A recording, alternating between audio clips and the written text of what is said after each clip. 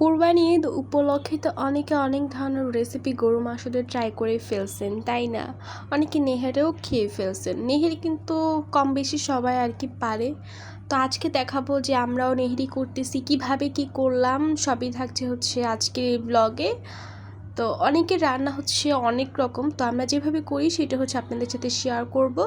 আসসালামু আলাইকুম এভরিওয়ান, কী অবস্থা সবার? দিস ইজ উর্মি ইসলাম। আশা করি সবাই ভালো আছেন। আমরা আল্লাহর রহমত অনেক বেশি ভালো আছি।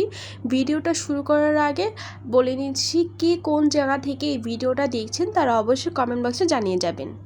তো এই যে এখানে হচ্ছে যে পায়াগুলা, সেই পায়াগুলা ভালোভাবে ক্লিন করে নিছে।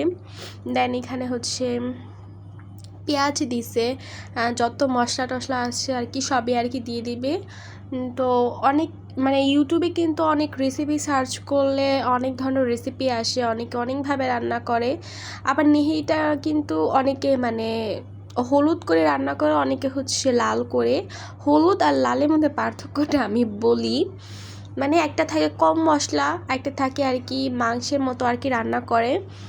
তো আমার কাছে কোনটা ভাল লাগে সেটা হচ্ছে আমি এখন বলবো না, আপনাদের কাছে কোনটা ভাল লাগে তারা হচ্ছে কমেন্ট বক্সে জানিয়ে যাবেন। অনেকে হচ্ছে মানে হলুদ টাইপের একটা খায় না, মানে সাদা টাইপের যে একটা নেহেরি থাকে, তো সেইটা খায়। তো আজকে দেখাবো যে এই লাল মানে মাংসের মতো আর কি করা হবে, তো সেই রেসিপিটা হচ্ছে আপনাদের সাথে শেয়ার করব।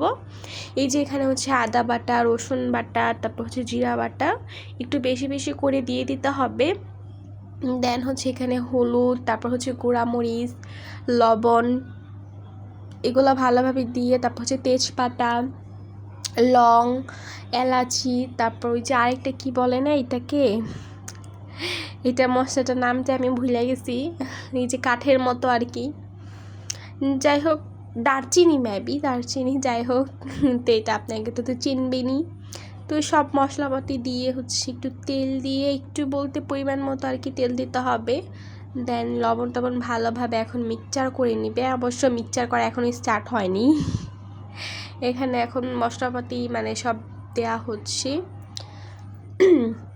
এবার ঈদে গরু মাংস দিয়ে কে কী রেসিপি হচ্ছে ট্রাই করছেন তার অবশ্যই জানাবেন। আর কার কার নেহেরি খাওয়া শেষ, ঈদের তো প্রায় অনেক দিন হয়ে গেছে, তো কে কে খেয়েছেন তারা হচ্ছে কমেন্ট বক্সে জানাবেন।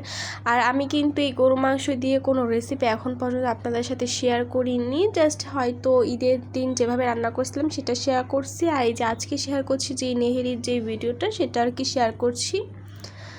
তো আস্তে আস্তে সবই শেয়ার করব।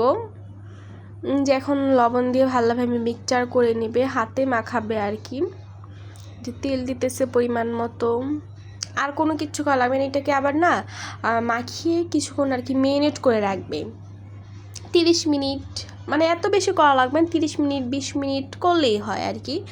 মানে যাতে মেরিনেট করা হয়, যাতে মাংসগুলার মানে পায়েগুলার মানে ভিতরে যে মশলাগুলো আছে না সেগুলো ভালোভাবে ঢুকে। আর মেরিনেট করা জিনিস কিন্তু খেতে অনেক বেশি মজা লাগে, তাহলে মশলাটা একেবারে মানে পায়ার গায়ে গায়ে লেগে যাবে আর কি।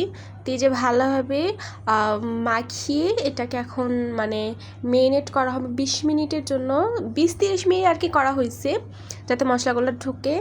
দেন এটা হচ্ছে জাল করা হবে।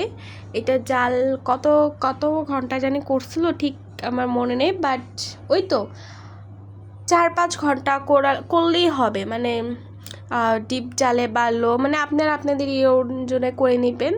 তো 4-5 ঘন্টা জাল করে নিয়ে তারপর দেন হচ্ছে এখানে এই যে হওয়ার সময় গুঁড়া মশলা যে গুঁড়াটা আছে সেগুলো দিয়ে দিচ্ছে, আর একটু টেস্টি সল্ট যেটা আছে না সেটা দিয়ে দিবেন, ব্যাস হয়ে যাবে নেহেরি।